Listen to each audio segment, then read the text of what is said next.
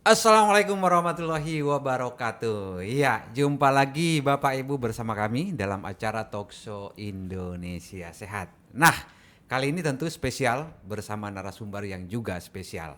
Dan acara ini dipersembahkan oleh Jamu Tetes M King, rajanya Jamu Tetes Indonesia.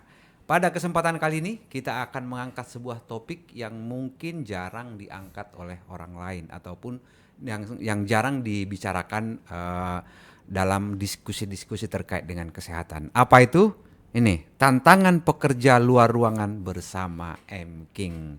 Dan seperti tadi yang sudah saya sampaikan, ini kita akan bersama dengan narasumber spesial. Siapa beliau? Nah, ini dia, Dokter Robert. Apa kabar, Dok? Baik, Nah, sehat. ini dia, selalu spesial. Hari ini kita spesial dan temanya juga tentang hal yang spesial juga. Ya, Ya, tantangan pekerja luar ruangan bersama M King. Waduh. Nah, sebelum masuk ke tantangan, Dok, memang eh, seringkali kita berbicara ataupun ngobrol dengan teman.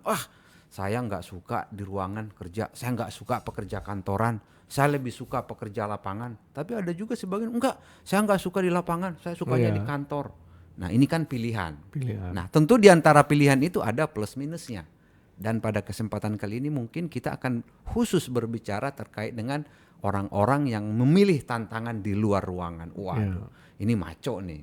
Biasanya kan gitu, orang orang yang lapangan. orang lapangan itu terkesannya memang maco. Ya kalau enggak kan susah. Iya, Suruh naik gunung, nyebrangi sungai, nyebarin laut, kan susah. kayak itu Doraemon nyegremon. Oke, nah mungkin di awal dulu, kalau dokter sendiri Nah, justru lebih suka ini tantangan di luar ruangan atau dalam ruangan nih? ini sebetulnya outdoor ini Hmm.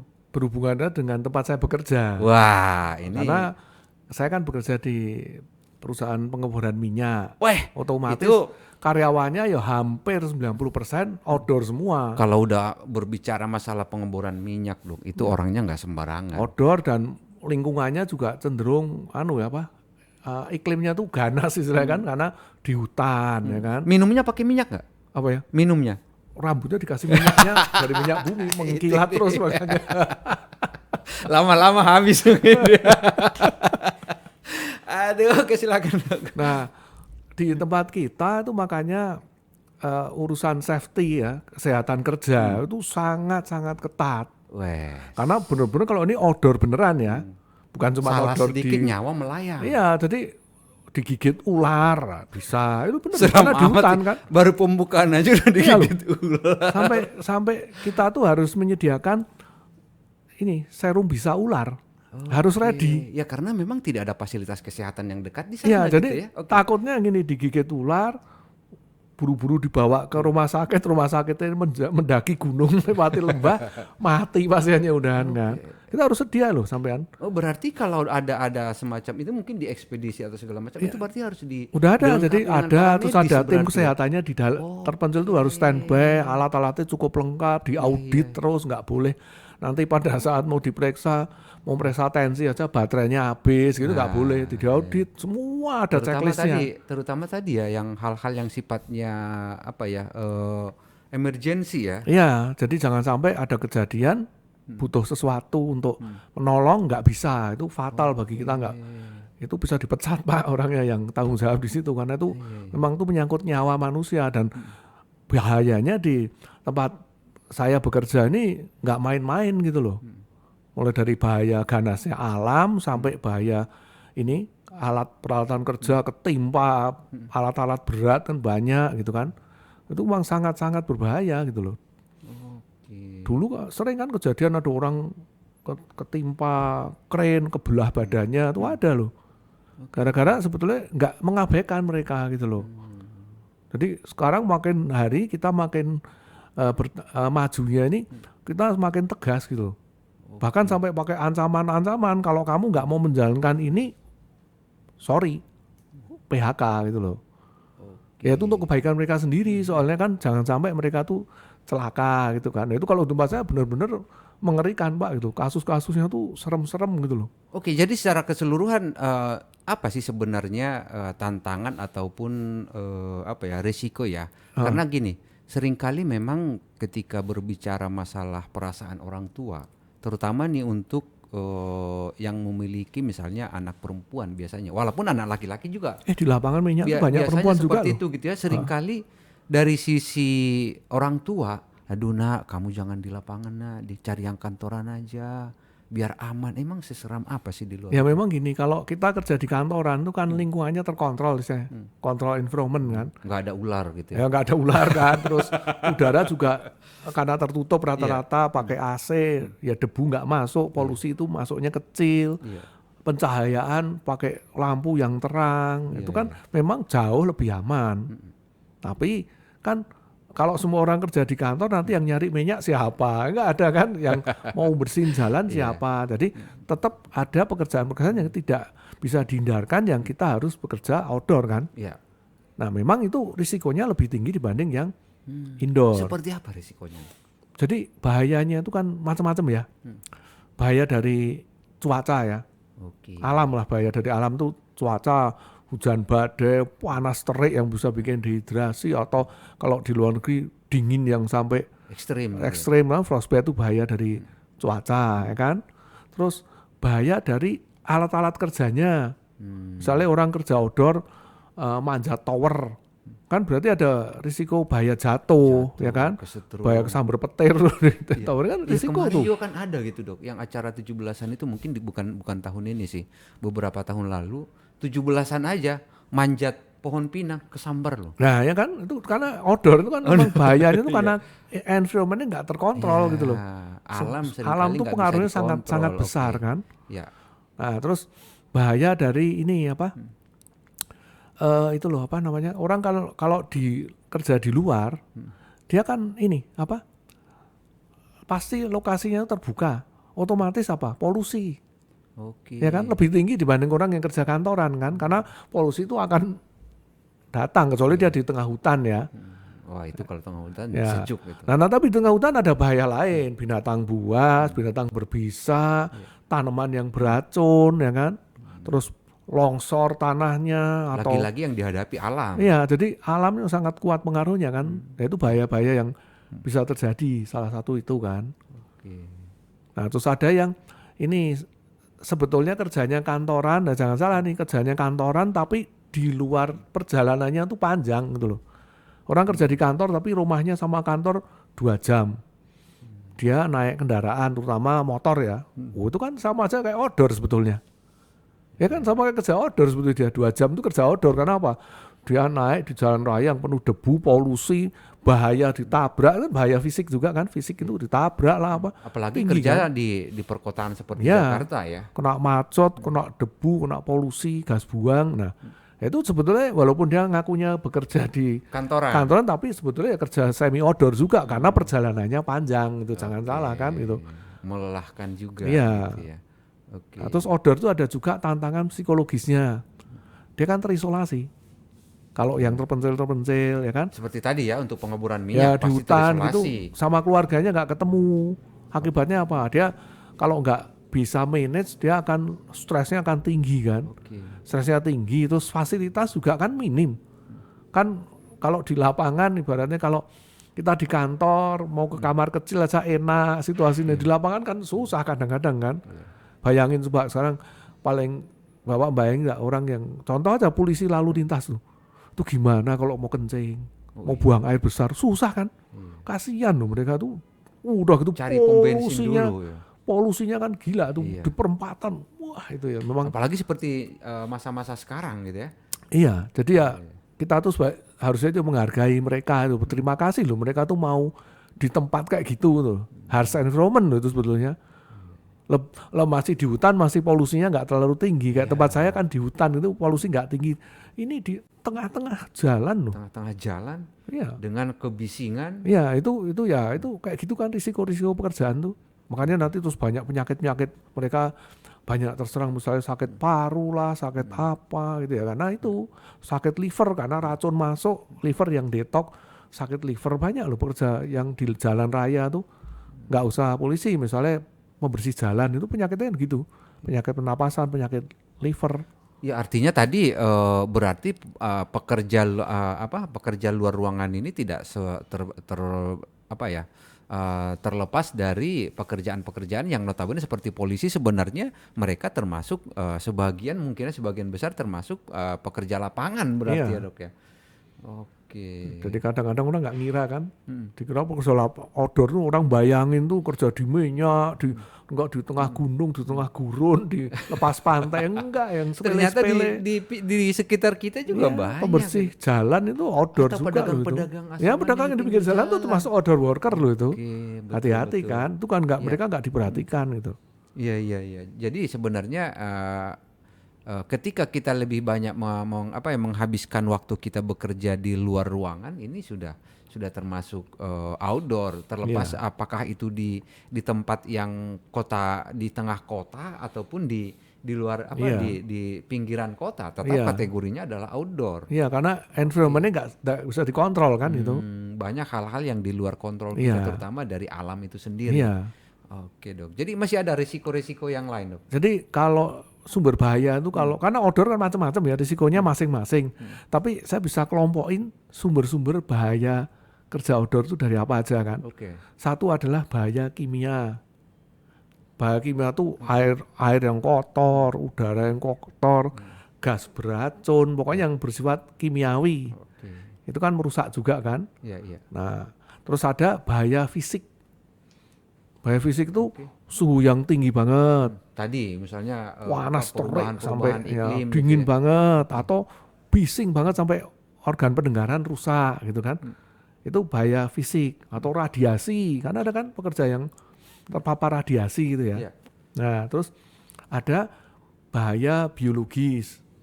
Jadi tadi Biologi. kimia, Fisik, fisik dan biologi. Biologis itu ya binatang buas, binatang beracun, tanaman beracun, kuman, kerja di rumah sakit itu bahaya biologisnya kan banyak misalnya kuman, pekerja yang di tempat pembuangan sampah bahaya biologisnya kena kuman-kuman dari sampah itu. Walaupun sebenarnya kalau di rumah sakit ini mungkin tidak kategori pekerja luar ruangan. Ya kalau yang itu pengolahan limbah Oke. ya, rumah sakit wah itu paling ngeri itu pengolahan limbah. Iya, iya, iya. Berat kan, harus hati-hati ekstra gitu. Nah itu bahaya fisik. Terus ada bahaya ergonomis. Bahaya ergonomis itu bahaya yang ditimbulkan oleh peralatan, sikap waktu bekerja. Misalnya dia di luar ruangan, alat-alat beratnya, mesin-mesin gede, dia bisa kecelakaan kerja kan karena ketimpa mesinnya atau mesinnya salah ngoperasiin jadi meledak atau apa, itu bahaya ergonomis. Atau dia misalnya dia kerjaannya las nih contoh di luar pakai mesin las, ergonomisnya apa, dia kena ultravioletnya mesin las gitu, atau kena kesetrum gitu kan. Nah itu bahaya ergonomis. Oke, jadi dari berbagai macam potensi ataupun risiko tadi sebenarnya ketika dikelompokkan itu bisa dikategorikan Jadi beberapa kategori iya, gitu jadi ya. itu kita tinggal nanti kalau di tempat saya nanti dari 5 itu diisi. Si A kerjaannya apa, bahaya kimianya apa, bahaya minyak diisi semua. Oke. Nah, Wah, itu ada lagi yang terakhir, bahaya apa polusi. polusi. Ya, polusi itu bisa udara, air, lingkungan. Itu Oke. bahaya umum tuh, biasanya hampir semua pekerjaan di situ kena semua kan polusi itu. Nah, Dan ini semuanya menjadi pertimbangan ketika kita memutuskan untuk masuk ke pekerja-pekerja Iya. luar ruangan ataupun lapangan gitu iya. ya. Oke, kita udah siap apa enggak nih gitu ya dengan Iya, beberapa dan risiko tadi. sudah ada antisipasinya belum gitu loh. Nah, ini yang penting sebenarnya. Ya. Tapi sebelum kita masuk ke sana, Dok. Kalau dari ini kan Dokter Robert kan sudah melalui ataupun sedang melalui pekerjaan dengan tantangan di luar ruangan tadi. Iya. Kalau dilihat dari sisi kan kita pekerjaannya kan ada laki-laki, ada perempuan. Iya. Kecenderungannya untuk lapangan itu sebenarnya saat ini kecenderungannya apakah cenderung ke laki-laki atau perempuan? Memang saat ini memang kan kebanyakan masih yang jenis kelamin laki-laki. Oke. Tapi dengan majunya zaman, kayak di dunia perminyakan juga dulunya hampir nggak ada perempuan kerja di lapangan kan. Sekarang ada. Ya contoh pembersih jalan itu. Ya. Banyak juga kan yang perempuan. Lah ibu-ibu yang bertani itu bantu di sawah. Outdoor juga loh sawah itu kan. Jangan salah kan. Oke. Kerja di sawah itu juga kerja outdoor. Ibu-ibu yang bawa dagangan dari sawah ke pasar atau dari kebun ke Jualan pasar, gitu ya, itu jualan ke odor pasar juga gitu loh ya. sebetulnya, itu masuk Oke. kategori kerja odor kan. Oke. Nah itu juga hati-hati kan, mereka malah kadang-kadang yang gitu-gitu yang informal, sektor informal gitu tuh nggak terproteksi mereka. Kalau kayak tempat saya kan proteksinya wajib, ini Ada ada auditnya gitu regulasinya. ya, ya. Depnaker juga audit terus ke kita, kita nggak ngasih proteksi, tegur, bisa didenda, bahkan bisa pidana kalau yang parah gitu kan. Jadi kalau itu kan jadi malah terkontrol, walaupun bahaya tapi proteksinya ada Oh, gitu kan. risikonya tinggi tapi sudah Ya, terkontrol gitu iya, ya. yang kasihan Ada yang regulasinya. informal, informal ini kan Iya, nggak iya. nggak terlalu diurusin gitu. Oke, waduh. Nah, aduh rasanya asik juga gitu ya membahas tema-tema yang secara spesifik mungkin tidak masuk di apa ya perbincangan ketika kita berbicara masalah kesehatan gitu. Namun menarik ya hal-hal yang perlu kita siapkan gitu terkait dengan ataupun hal-hal yang perlu kita tahu terkait dengan keputusan apakah kita memilih bekerja di dalam ruangan ataupun di luar ruangan. Nah, tadi seperti apa yang disampaikan oleh Dr. Robert, yang terpenting sebenarnya antisipasinya. Apa sih yang harus kita antisipasi ketika kita memilih untuk melakukan pekerjaan di luar ruangan? Ya, apa saja yang perlu kita persiapkan? Tentunya banyak hal ya, melihat tadi beberapa resiko-resiko tentu pasti banyak hal-hal yang harus kita persiapkan. Namun sebelum itu ya, sebelum kita masuk ke sesi berikutnya, kita berikan kesempatan untuk M-King-nya melintas dulu sebentar. Peliharalah kesehatan tubuh Anda dengan M-King. M-King adalah ramuan herbal ekstrak yang setiap tetesnya mengandung campuran herbal dan bermanfaat untuk membantu memelihara kesehatan tubuh. M-King terbuat dari bahan herbal berkualitas, daun kelor, rimpang temulawak, bunga rosella, dan buah mengkudu. Minum M-King 3 kali sehari 15 tetes. Dikonsumsi dengan mencampur 200 ml air putih. M-King, rajanya jamu tetes Indonesia.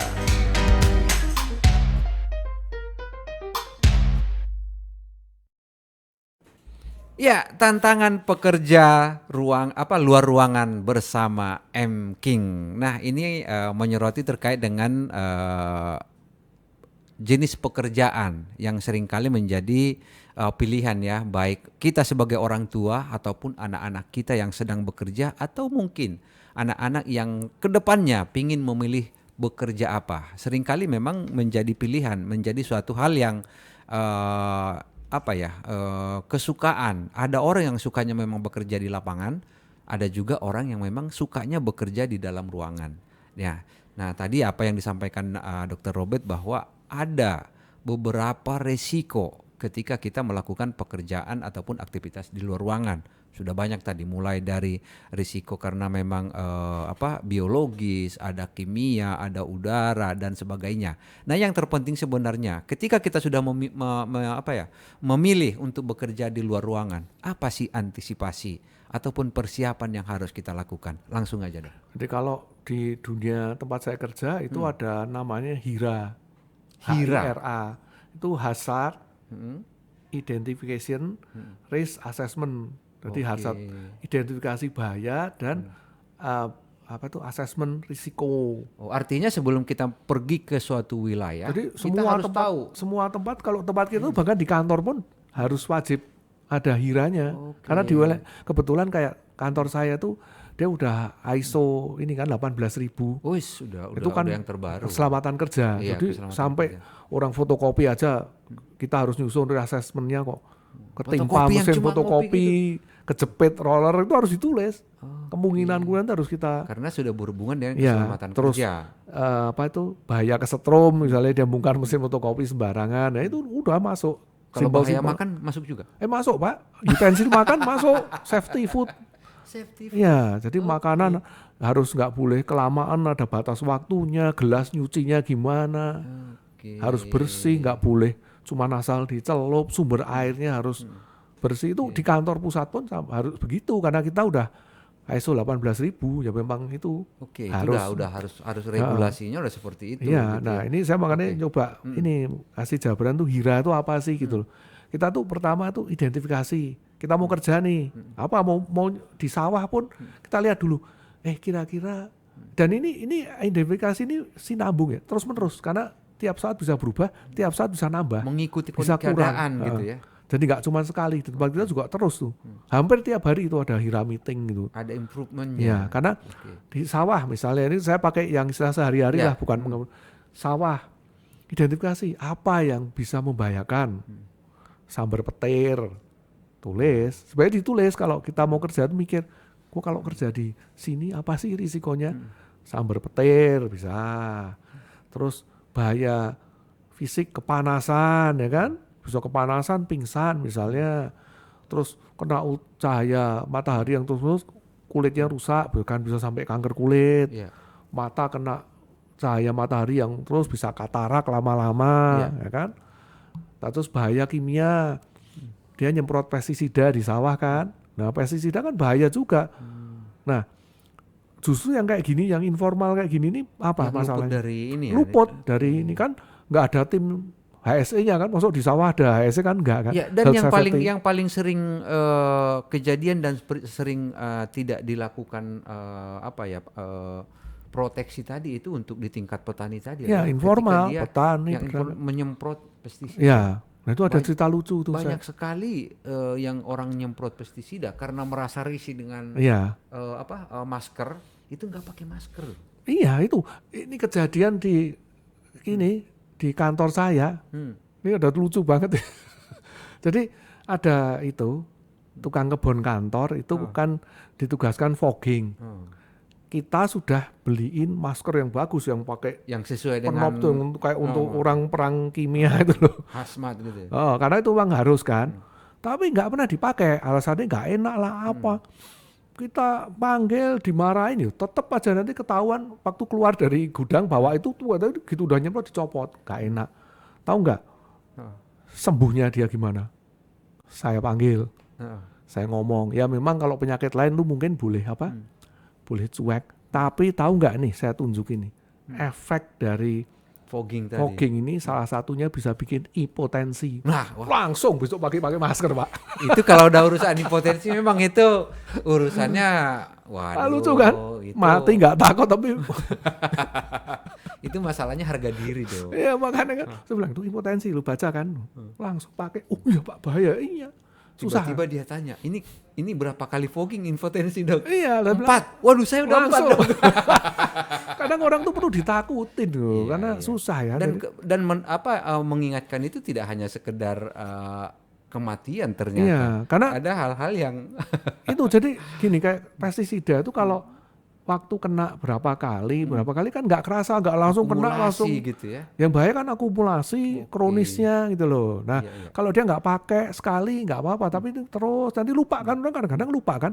Kayak kita aja kerja tahu-tahu, gue udah setahun kerja di sini nggak kerasa ya.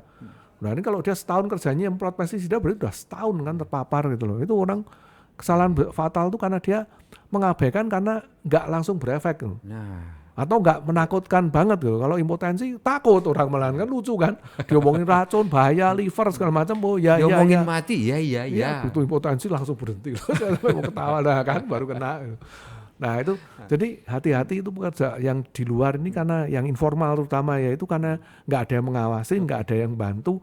Ya kita harus cerdas lah Oke. mencari informasi Dan di sini bahayanya. pentingnya kita mencari informasi terkait Iya. dengan identifikasi Bahayanya area yang apa harus gitu kita kan. lalui. Gitu. Iya, karena banyak hal berbahaya yang kelihatannya tidak berbahaya. Kayak kita kesiram pestisida kan nggak langsung gatal melepuh, Iya. biasa aja itu. Tapi efeknya nanti bayinya lahir cacat, ya kan? Anaknya cacat atau dia nanti jadi kanker di 10 tahun kemudian gitu. Nah itu yang mereka sering nggak sadar, bisa nggak sadar, bisa karena mengabaikan, bisa karena nggak tahu gitu loh. Oke, jadi yang pertama tadi identifikasi bahayanya. Ya Yang harus berikutnya apa, Dok? identifikasi. Nah kalau sudah ini ada bahayanya, nah kita terus mulai mikir kan, ini bahaya mau diapain ini, ya kan? Di asesmen risikonya nih, ini bahayanya beneran atau cuman kalau ya misalnya pestisidanya ini ternyata kalau kena kulit aman, tapi kalau diminum baru bahaya. beracun gitu. misalnya, atau kalau dan cuma bisa ya udah berarti itu risikonya misalnya masuk rendah gitu kan. Oh, ada kategorinya Ada, lagi jadi gitu ya. nanti tapi kalau yang berbahaya sekali kayak racun tikus itu kan berbahaya sekali. Ya berarti kita harus punya ini gimana nih? Misalnya waktu nabur racun tikusnya harus pakai sarung tangan misalnya, ya kan? Terus harus dilabelin ya, karena awas racun tikus kalau enggak Jangan nanti nanti ketika naburin ada gorengan di samping langsung makan. ya. Terus kalau dia mau kadang-kadang mereka nggak mikir panjang kan, ada dulu yang orang di sawah kesetrum kan, Oh, ya, ada. karena untuk apa ngusir tikus atau apa sih dulu. Iya, selain ya ada yang ngusir tikus, ada juga untuk bikin penerangan juga. Nah itu kan ada kasus kan itu Ada yang kesetrum, kasus tiba-tiba meninggal besok orangnya paginya, kan. loh orangnya Udah, mana? iya. Dia udah tergeletak. Nah itu harus diidentifikasi. Kita harus mikir terus nih, ini kenapa ya? Bahaya nggak sih gitu. Jadi itu berulang-ulang memang nggak ini kan. Udah risikonya udah di-assess. Nah terus kita yang bahaya tadi gimana mengendalikan, ya kan? Setelah tahu bahayanya apa, bagaimana Terus mengendalikannya. diklasifikasikan yang bahayanya tinggi kan harus dikendalikan gitu loh. Gimana mengendalikan? Misalnya kalau listrik mungkin ya jangan pakai listrik atau dikasih pengumuman awas tegangan tinggi, Tegangan tinggi gitu. atau Ada peringatan ditungguin gitu ya. atau kan banyak cara kan gitu loh. Nah setelah itu di assessment terus dilakukan gini, gimana mencegah supaya nggak terkena bahaya tadi, Oke, supaya bahaya tadi tidak muncul. preventif jadinya. Oke. Bahayanya nggak muncul bisa nggak gitu kan. Oke, iya, iya. Nah habis itu dibuat plan kan. Nah plan itu misalnya tadi listrik harus ditulisin atau nggak boleh pakai ini, itu harus dimonitoring. Kita harus lihat terus. Kan kadang awalnya pakai masker takut kena polusi, tapi lama-lama luntur kan. Males nggak usah. Kayak motor aja awalnya pakai helm, lama-lama nggak ada yang ngurusin, nggak ada yang monitoring, nggak ada polisi kan monitoring juga, nggak pakai helm kan akhirnya. Atau udah ditaruh di situ dilarang belok kanan. Ya tetap aja Masih aja belok, kanan, akhirnya ketabrak, ngelawan arus ketabrak. Nah itu kan sebetulnya ya Udah karena peringatan iya. sebenarnya. Oke. Jadi memang kadang orang cuman begini kok, cuman begini loh, sama itu memang perilaku kita gitu kadang-kadang. Itu memang, Menyepelekan ya. hal-hal yang potensi besar sebenarnya. Padahal potensinya besar sekali gitu loh. Iya. Atau jangan-jangan harus dibuat, Dok. Awas jangan belok kanan nanti impotensi. Nah itu mungkin aduh, jangan deh. Kalau itu caranya itu ampuh Mungkin juga. kayaknya itu loh orang tuh aduh ya susah ya memang kalau yang urusan itu baru Kalau mereka awas concern. ketabrak, alah udah biasa. Iya. Awas impotensi. Tapi rokok tuh ditulisin juga masih juga kan gitu. Masih juga. Oke, berikutnya apa ini, Dok, berarti? Nah nanti kalau sudah Udah teridentifikasi, Ada udah bahaya. ada gimana sih menanganinya, oke. ya kan? Udah tahu. Tadi udah ada diagnosis. udah ada identifikasi, ada Assessment assessment risikonya, ada monitoringnya, monitoring. surveillance. Sekarang bagaimana? Sekarang terus kalau sudah ada itu Oke. gimana sih tindakan kita? Nah Ya. kalau di dunia keselamatan kerja itu ada stepnya bentuknya kayak segitiga terbalik gini. Jadi step pertama eliminasi. Oke. Itu step pertama dan hindari. Hindari resiko tadi. Nah, jadi misalnya polusi, ya step eliminasinya paling gampang ya nggak usah kerja di rumah aja, WFH kan terkena polusi ya kan, Ya. salah satu contoh itu. Tapi itu kan belum tentu semua bisa lah kalau memang dia kerjanya jadi Emang harus polisi kerja di lalu situ. lintas, mosok mau WFH pakai Zoom ngatur lalu lintas nggak bisa juga kan Iya. gitu loh. Nah Oke. kalau eliminasi nggak bisa, turun lagi ke namanya substitusi. Substitusi itu menggantikan. Menggantikan. Ada nggak yang bisa menggantikan peran itu? Nggak ada contoh nih, kalau yang terkenal nih rem. Dulu rem tuh banyak asbes kan, Ya. bikin kanker paru. Nah bisa nggak eliminasi, mobil nggak usah pasangin rem, nggak mungkin kan? Waduh, kemana? Belum ya kan? Akhirnya substitusi deh.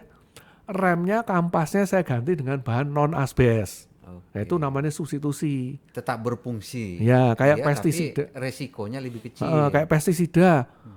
Saya substitusi pakai pestisida organik. Kan ada kan? Yang alami. Dari Iya. alami itu kan, yang ngusir untuk nganu ulat atau apa. Saya pernah dengar tuh dari Ada. lemon, kulit Iya, lemon dari. Nah itu substitusi namanya. Nah substitusi bisa juga nggak ada penggantinya. Memang nggak ada nih, memang Nggak harus ada yang bisa dihadapi. menggantikan peran Nah, dari itu. Kontrol lah. Pestisidanya ini nggak ada yang organik karena mungkin hamanya apa tuh? Hamanya itu Kuat. kuat. Gitu ya. Heeh. Kontrol. Kontrol apa? Ikutin aturan makainya. Jangan terlalu sering. Oke. Waktu make dikontrol dengan cara pestisidanya itu jangan disemprot sampai Cara nyemprotnya cara bagaimana? semprot yang benar gitu itu ya? namanya Oke. dikontrol. Kalau enggak, Oke. jadi ini sudah step itu karena dieliminasi nggak bisa, digantiin nggak bisa, ya dikontrol dah, itu kan. Nah cuman kalau itu udah, itu juga dikontrol susah. Mulai kontrol administratif, dikerasin istilahnya. Oke, ada sanksi. Ya, kayak tadi nggak pakai helm ditilang. Nah, karena mau dieliminasi nggak boleh naik motor nggak bisa. Mungkin ya. Helmnya diganti topi ya nggak boleh kan. Ya. Institusi nggak bisa ganti topi. Dikontrol orangnya nggak mau ya. Sekarang pakai kontrol administratif, berikutnya disanksi. Ada sanksinya. Ya nggak pakai helm ditilang. Kalau di tempat saya berani nggak pakai APD dikeluarkan dari pekerjaan. Wus. Harus sudah tanda tangan nurut dari awal, berarti ya. kamu nurut, kalau enggak keluar gitu loh. Enggak Karena boleh. itu sebenarnya adalah untuk kepentingan dia Dia juga. sendiri sebetulnya itu loh. Cuma jangan gara-gara dia lengah akhirnya tadi perusahaan yang Kecelakaan. kena. Ya, soalnya perusahaan juga kena Iya, kan betul. gitu loh. Oke. Nah, itu kontrol administratif namanya. Nah, terus Kalau kalau sudah nggak bisa sudah juga? ini nggak bisa juga, mulailah baru alat pelindung itu diterapkan, alat pelindung. Jadi orang tuh mikir asesmen bahaya penting pakai alat pelindung. Enggak, kita stepnya tuh dari itu nggak bisa nih udah. Alat pelindung tuh baru tuh yang paling Paling dasar. dasar APD. Udah step yang terakhir itu. Ya pestisidannya tadi nggak bisa dikontrol nggak gini. Ya sudah sekarang kalau mau nyemprot pakai masker, pakai sarung tangan, pakai kacamata safety Semaksimal misalnya. mungkin gitu. Ya itu namanya APD. Nah di kesehatan juga sama. Ini MKing adalah APD. Nah, Kenapa? ini sebenarnya juga berarti udah tadi ya penanggulangan yang paling Betul. paling dasar. Nah, kan berarti. kayak tadi dia kerja di luaran, matahari, eliminasi, mungkin pakai payung, tapi mau susah pakai payung ya susah Masa kan. ngebor pakai payung. Ya substitusi pakai lampu, wong siang hari mau gimana? Udah nggak bisa nih, mau nggak mau tetap harus kerja keluaran ruangan nih. Ya bisa diatasin dengan masih bisa kan dengan alat pelindung kan. Nah, MKing itu kan antioksidan kuat. Ya kan? Nah, dia melindungi dari radikal bebas yang ditimbulkan oleh polusi, dari bahaya lingkungan gitu kan. Oke, jadi sebenarnya MKing juga punya peran yang mendasar gitu Ya, ya. itu APD aktivitas kesehatan tadi. sebetulnya, alat pelindung diri untuk kesehatan. Oke. Gitu. Jadi jangan nunggu sudah. Kan orang pakai APD itu contoh saya pakai sarung tangan, pakai helm kan nggak nunggu kepala pecah dulu baru pakai helm kan. Sebelum kepala pecah saya pakai helm dulu. Sebelum tangan saya luka saya pakai apa? Pakai Sarung tangan. Nah, sama kan. Sebelum saya sakit, sebelum saya ini Ya. saya minum MKing dulu gitu. Oke, jadi sebelum sakit ini perlindungannya Iya, juga jangan harus sudah ada. sakit gitu kan, udah kepalanya pecah baru pakai helm kan telat gitu loh. Jadi makanya sebenarnya kan kadang saya sehat, ngapain minum MKing sih? Apa gunanya sih gitu loh. Nah, Nah, ini kan ini tadi kenapa harus dengan MKing tadi? karena dia kan antioksidannya kuat tuh dari kelor, juga dari mengkudunya. Rosella juga ada sifat antioksidannya kan. Nah, itu kan melindungi dari paparan radikal bebas yang polusi, contohnya polusi udara kan menimbulkan radikal bebas nih. Nah, dia melindungi gitu loh.